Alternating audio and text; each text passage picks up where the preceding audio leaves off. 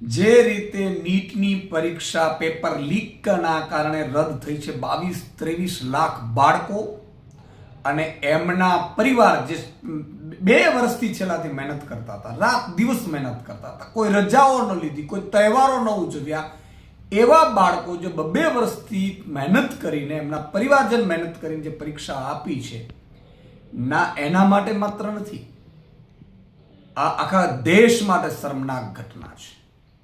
તમે વિચાર કરો, ગુજરાતમાં છેલ્લા કેટલાય વર્ષોથી 21 જેટલા પેપર લીક થયા છે. આ જ સિસ્ટમ કોઈએ કેન્દ્રમાં લાગુ કરી છે. હવે કોના કારણે લાગુ કરી છે ખબર નથી. શું એમને પોતાના પાસ કરાવવા માટે આ કર્યા છે?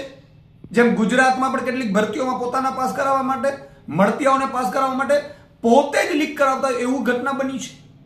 આજે તમે જુઓ, ગુજરાતમાં આટલા પેપર લીક થયા, કોઈ મોટી સજા નથી. અમે પેપર લીકનો વિરોધ કર્યો તો અમને બહુ મોટી સજાઓ થઈ હતી, જેલમાં ગયા હતા.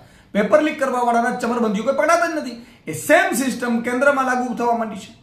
આજે આ નીટની પરીક્ષા રદ થવી આખા દેશના 140 કરોડ નાગરિકો માટે પણ અને દેશ માટે પણ આપણે આ ખૂબ જ દુઃખદ ઘટના છે કે કહેવાય, અને દેશની જે સિસ્ટમ છે સરકારની એના માટે શરમજનક ઘટના કહેવાય.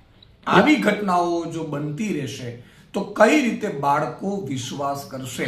આજે 2 વર્ષ સુધી રાત દિવસ મહેનત કરીને એ બાળકો અને એના પરિવારો બધા નીટની પરીક્ષાની તૈયારી કરીને નીટની પરીક્ષા આપી.